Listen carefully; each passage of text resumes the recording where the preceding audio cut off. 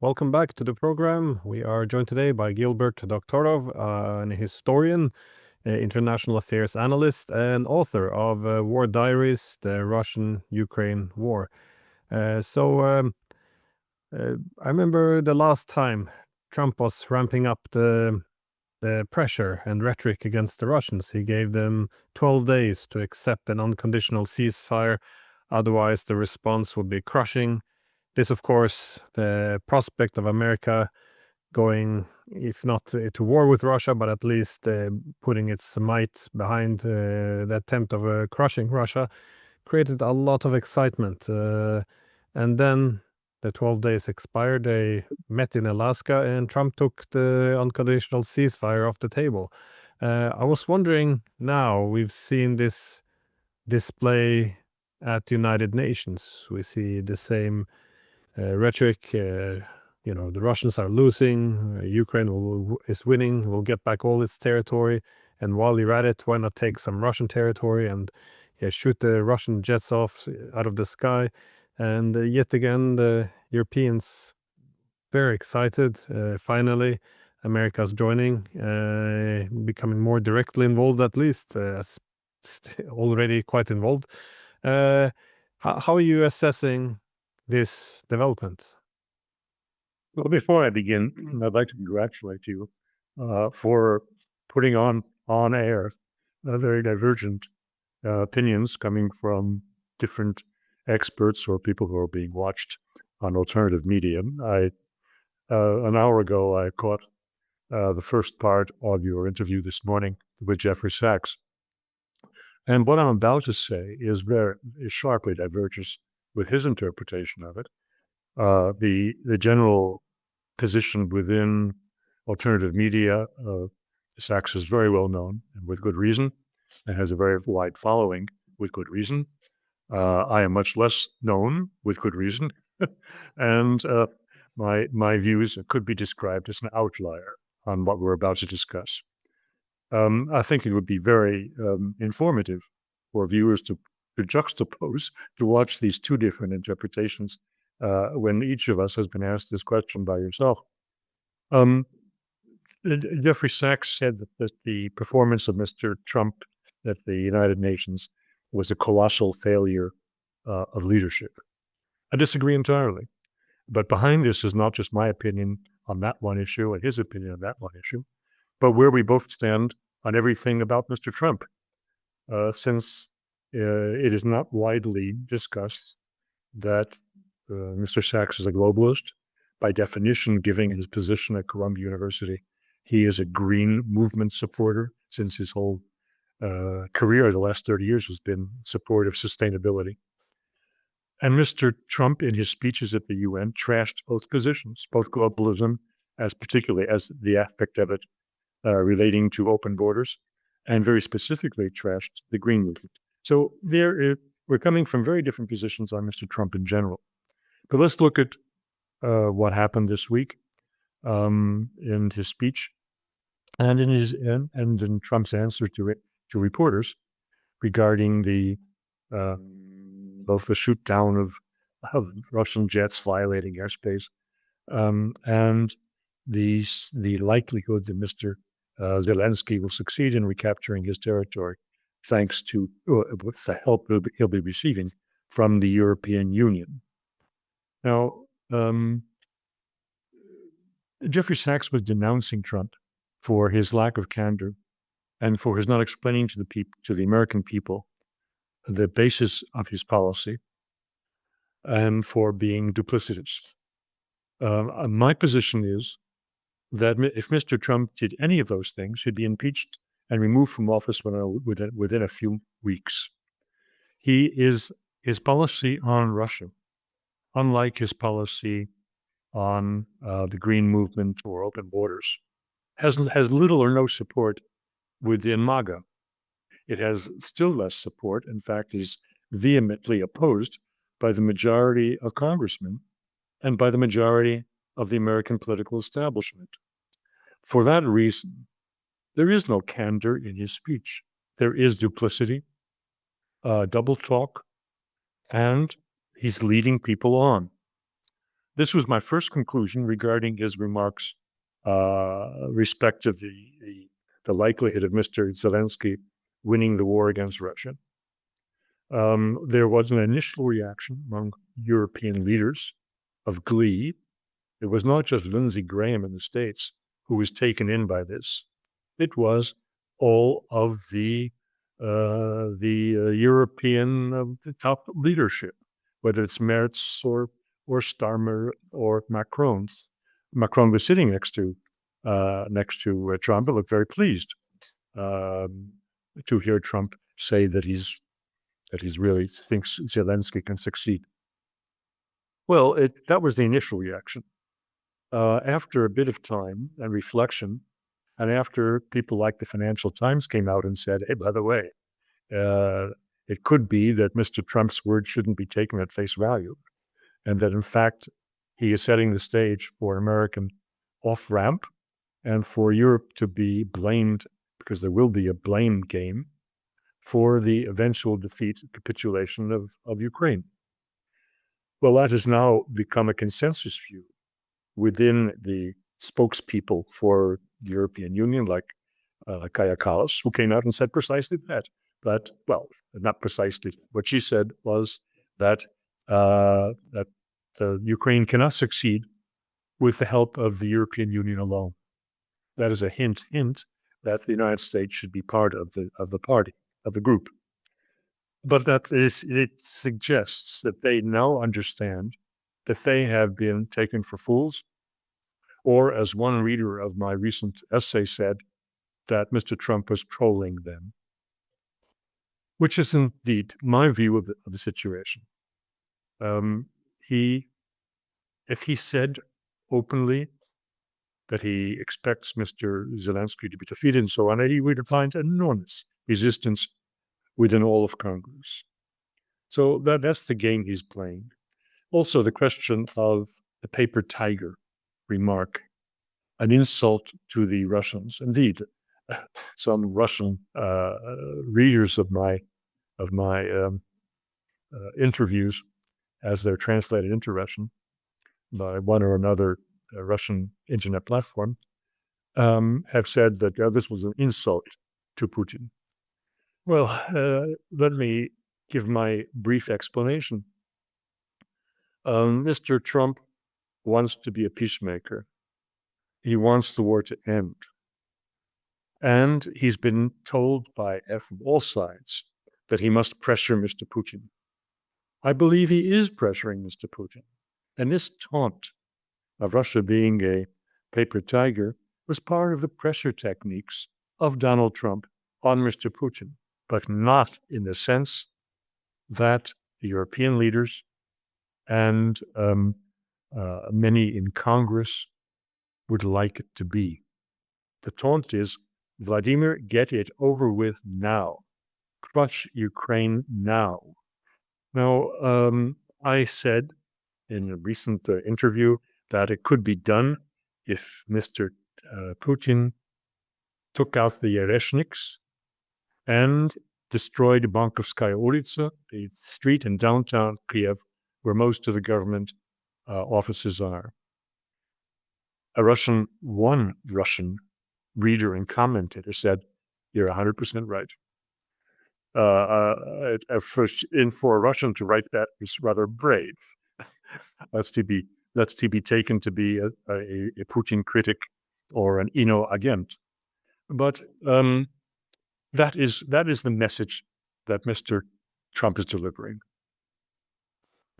It is interesting, though, that the peacemaker is not always able to make peace, because it's feared of being a sign of weakness. So, for example, you saw toward the end of the Cold War when Reagan wanted to open up talks with the Soviets and discuss how to improve relations and have more peace.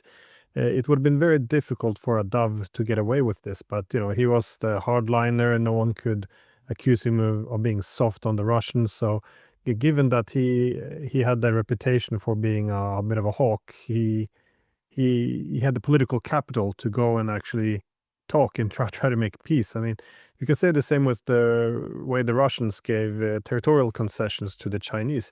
For Yeltsin, that would have been impossible because he was seen as weak. He would have been almost treasonous.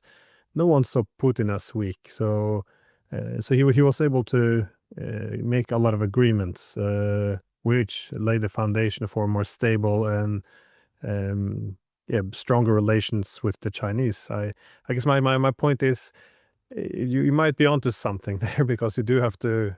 It's very difficult to make peace if you're seen as peacemakers, given that they're seen as weak. So it could be good as playing the hawk at times. I must say though, there is some the dishonesty. It's not excluded to Trump either, though. The whole idea that when he says yes, Ukraine can win, nobody really believes this, and given that their reaction was, wait, he's just trying to, blame us for the Ukraine failure. So obviously the Europeans don't think that Ukraine is winning either.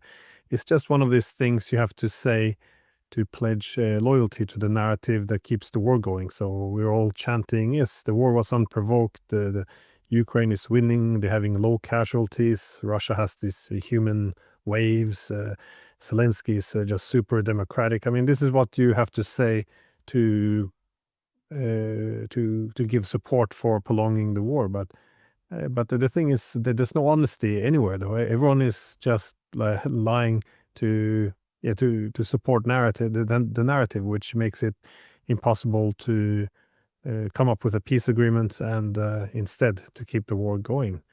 How do you assess though Starmer, Macron, von der Leyen, Merz?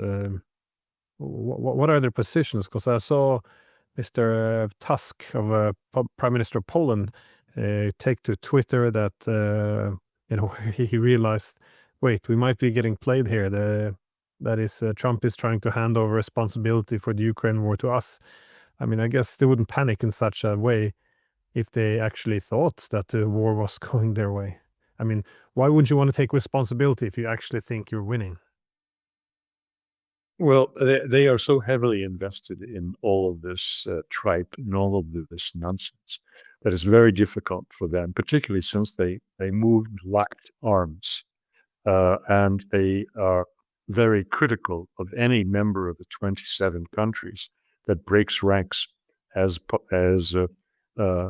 Fico in Slovakia and Orban in Hungary have done. So they will make a move, but they're putting it off and putting it off, a move towards reality to get out of the bubble. But let me be very precise about duplicitousness and lying to the public or falsehoods that Mr. Trump is spreading. That is in one area, maybe in a few other areas, but the area that is of note is his policy on the Ukraine-Russia war, and on what he expects American relations with Russia to be after the war. He doesn't dare set it out in a straightforward, honest, candid way, for the reason I just said. He would lose all of his political support and become a lame duck president instantly, if not impeached, if that's what he did. At the same time, his speech to the UN was perfectly candid and honest and showed leadership. Whether you like the direction of his leadership is another question. That's a personal choice of anyone who's listening. But he was perfectly candid in expressing his heartfelt thoughts about open borders, about the renewables as a substitute for traditional fossil fuels. And he was perfectly honest and candid, if anyone bothered to listen to the end of his speech, about a multipolar world. Why do I say that? He established that it is the obligation of heads of state and heads of government to look after the prosperity of their peoples and to give support to the traditions, the national traditions of each country, which established the uniqueness and the sovereignty of those countries. My goodness, That is a complete break with the underlying principles of the neocons and of globalism. And that was speaking from the heart. So he does have a heart, and he does speak from it, but not on Ukraine and Russia. But I hear what you're saying. John Mersheimer, he interpreted it in the same way that this was this statement, which was very belligerent on paper and rhetoric, that what it effectively did was to wash Trump's hands of the Ukraine war. And I thought this was convincing, because when he said, "Will he go shoot down Russian jets, but America won't participate, and you can put crushing sanctions on Russia and secondary sanctions, which will also crush Europe, but you go first, and then we'll join later." Um, yeah, we'll send all the weapons. They can retake all the territory, but you have to buy them from us. It's and they don't really have the money. America don't have the weapons, and the Ukrainians don't have the soldiers. So one, I guess I found your argument in your article quite convincing in this sense.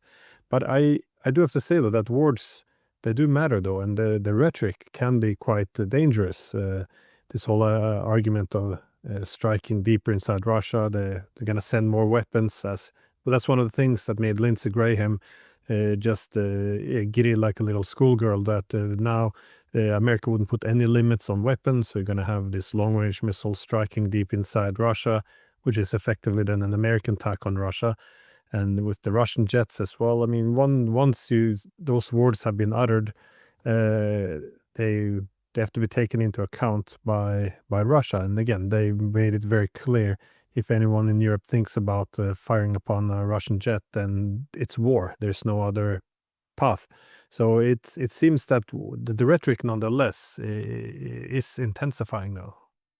It would be troublesome if there were anything to the claims and the demands and the fists in the air from European leaders. What Trump was doing was calling their bluff, and it is a bluff, because he knows and they know that they don't have the wherewithal to do anything without the United States. And it also is calling the bluff of the Americans, the people under him, who are saying to him, and he then repeats, "Oh, we will ship 3,000 missiles to Ukraine so that they can strike deep." Well, that issue has been taken up by Russian analysts on air, on state television, and they insist these weapons haven't been produced yet. We're speaking about something 2 years, 3 years from now. When Trump said he's going to ship them, he didn't say when. Oh, he said when, but it wasn't serious. It's not going to be in 3 weeks. Therefore, this belligerency that seemed apparent and that could have made people like Lindsey Graham delighted is also a bluff and empty talk. In the meantime, Mr. Putin, the lawyer, he is a trained lawyer after all, who doesn't want to start to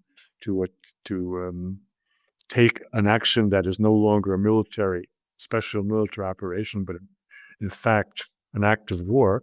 He doesn't want to do that without the specific authorization of his parliament. That man, the lawyer, is working at odds with the man who is the supreme commander-in-chief of the Russian armed forces, which also was named Vladimir Vladimirovich Putin. So we have this contradiction at the top of Russia, and it should be resolved. It's been lingering and lingering. Yeah, well, Zelensky was making some comments that he might hit, I'm not sure if he was going to hit Moscow with Tomahawk, something along those lines. But I saw a report, I haven't had it verified, but I read that the Tomahawks are not forthcoming. So again, this would also be something that would cause a direct war between NATO and Russia. So I guess there is some, behind the wild rhetoric, there seems still to be some common sense.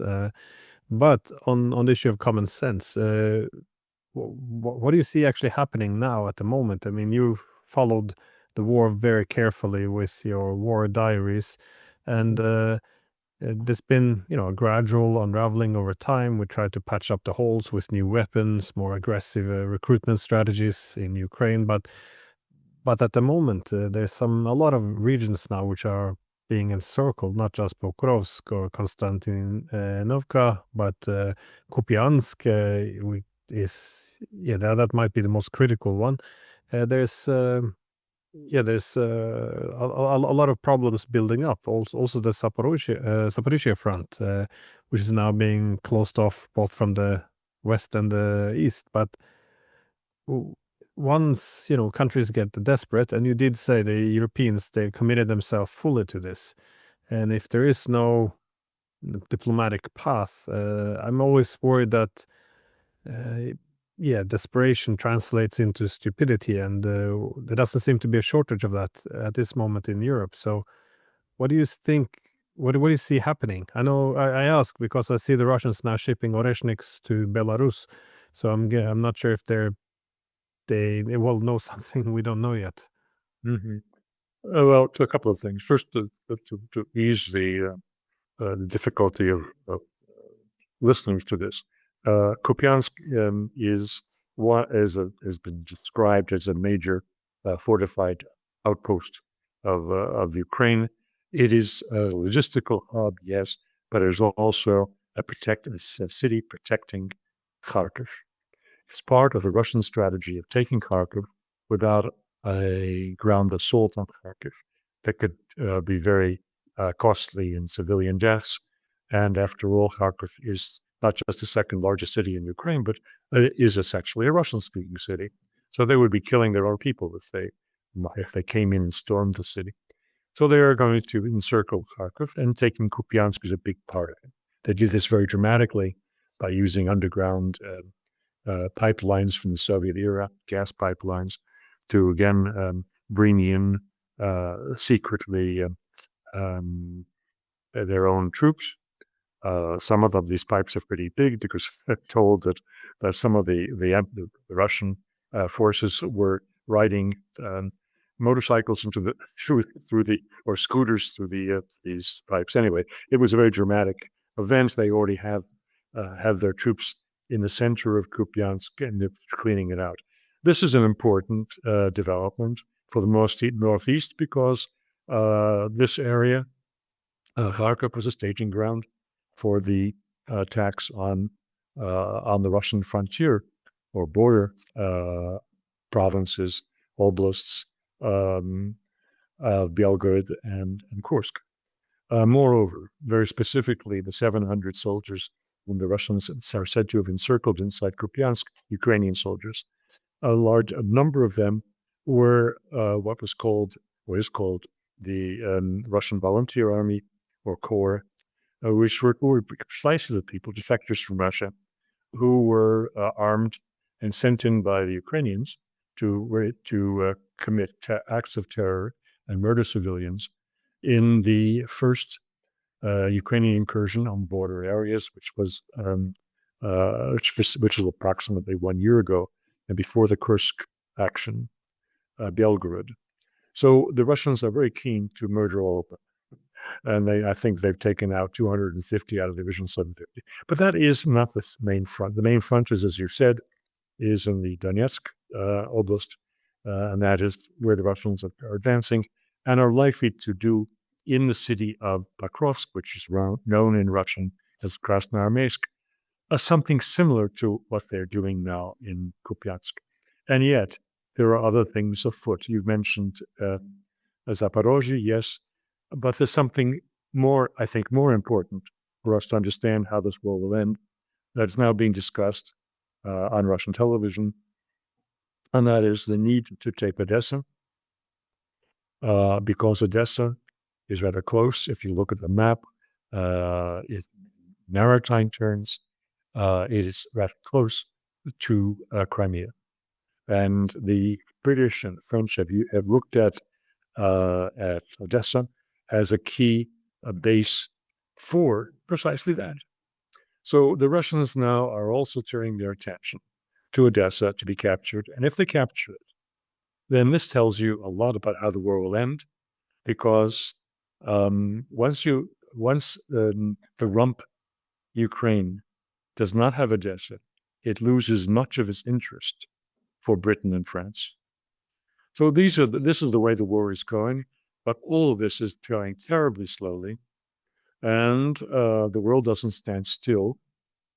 This is why I believe Mr. Trump is pushing Putin to get it over with by some stunning act, like a Reshnik attack on Kiev, that decapitates the Kiev regime. So you think a decapitation strike could be forthcoming? That is, as the front lines are falling apart, to add to the confusion, just go directly after Kiev, because well, so far the Russians, well, I wouldn't say they haven't touched Kiev, because they have increased a lot, especially lately. But for it wouldn't be so popular even within Russia, given the historical role of Kiev in Russian history as the origin from Kievan Rus. Uh, but do you think such a decapitation strike could come in the foreseeable future? Well, first, for one thing, having the Oreshnik takes away a big objection to attacking Kiev. They're not going to wipe out the Lavra, the very famous and important in Russian Orthodox Church history um, uh, monastery and repository of the holy relics and remains of Russian saints. They don't have to do much damage to Kiev as a whole. They just have to wipe out and go deep to get to the safekeeping places of underground of Mr. Zelensky and his close circle on Bankovskaya ulica and one or two other locations. So the material damage to Kiev will be minimal. The decapitation, I think that much depends on Mr. Trump. If he were, for example, to really step up sanctions, do something that severely interrupts the Russian economy, or which is within his power, he can do some nasty things. That might just push Putin to do what he otherwise should be doing, which is to go from this war of attrition, which can go on much too long, to finishing up the Zelensky regime. We'll see. I thought there was a big chance of something like this happening after the attack on Russia's nuclear forces, that this was something that they couldn't, something that would put an end to the attrition warfare. But yet it's, they seem to continue the same approach. My last question, though, I just wanted to ask about this recent tensions between the Europeans and Russia, because I had on, also 2 days ago, I did an interview with Colonel Douglas MacGregor, which was previously an advisor to the U.S. Secretary of Defense, and he argued that in conversation with different people from U.S. intelligence, that they kind of dismissed this as being a European hoax. They were exaggerating. The Estonians especially were not credible. They argue that Poland, they more or less, not more or less, they did very openly admit that there was no warheads on this. Of course, the Russians, they go further. They say, of course, there's no warheads, but also these weren't ours. They were, sent by Ukraine. Again, I don't sit on any evidence here, so it's not for me to say. But what do you make of these tensions, though? Because uh, even if it is Russia doing it to perhaps send a signal that we can also bring the war to you, even if this is the case, I'm a bit not perplexed, but I take note of the European excitement in this. They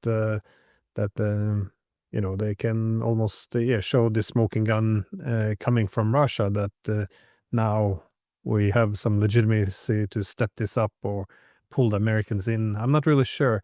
Um, even in this country, because I mean, in Norway, in Oslo, there was, they thought they saw a drone. It's like, oh, Russia. And at the end of the day, they not sure if it was a drone. And the next day, they arrested someone on a different drone, but he's a Norwegian. So it doesn't make any sense. But this impulse always to run into this almost excitement that now finally the Russians have attacked us. Now we can do something. It is very strange to me. Well, none of us knows for sure, and I doubt that the truth behind this will be known for decades. But we come at it from our own conceptualizations, and my conceptualization is that this fits in line with a typical false flag operation designed and partly executed by the British, by the MI6. I look at timing. Timing is important. In the case of Estonia, Kaja Kallas herself said, it was a week ago, the Russians have made these incursions 4 times this year. Okay. Why didn't you say anything before? Why is it coming up now? Why suddenly out of nowhere is Norway coming up? Why suddenly is Denmark, and the prime minister, by the way, not the military. The military are much more cautious than Denmark. They say they have no idea where this is coming from, and it could come from a ship in the Baltic Sea, and it could be anybody's ship. But it's the real Russophobe prime minister of Denmark who said, "Oh, we can't rule out Russia." Okay. I believe MI6 is behind this because it fits a pattern. If you go back over the last decade, every time there is some kind of big false flag operation, whether it was in Syria or in Russia, relating to Russia, it coincides with something.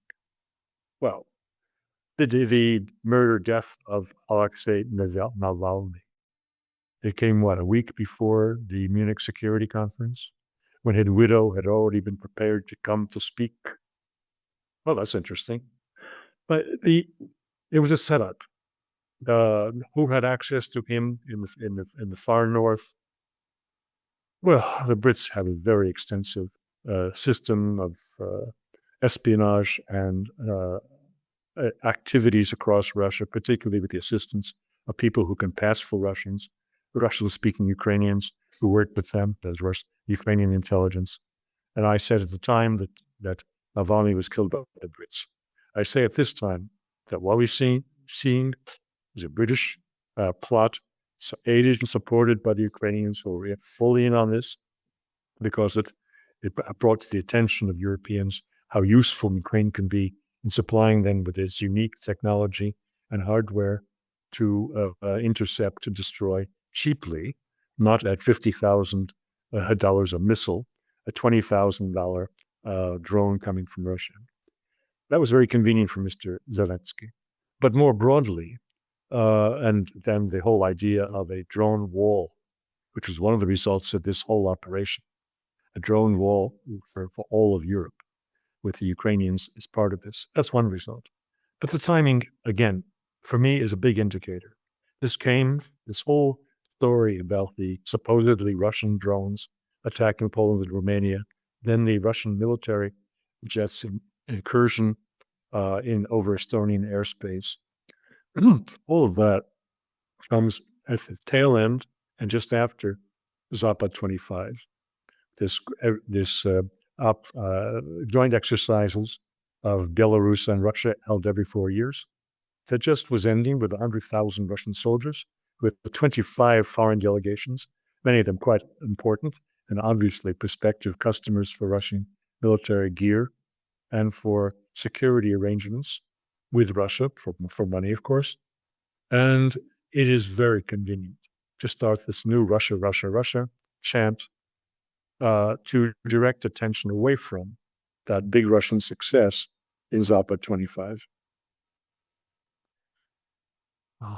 It's behind the very empty rhetoric slogans in the media, there's a more complex reality, I guess. So thank you so much for taking time out of your Saturday to speak, and I always very much appreciate your perspectives. Well, I very much appreciate your exposing the audience to divergent views. which they have a right and a need to get.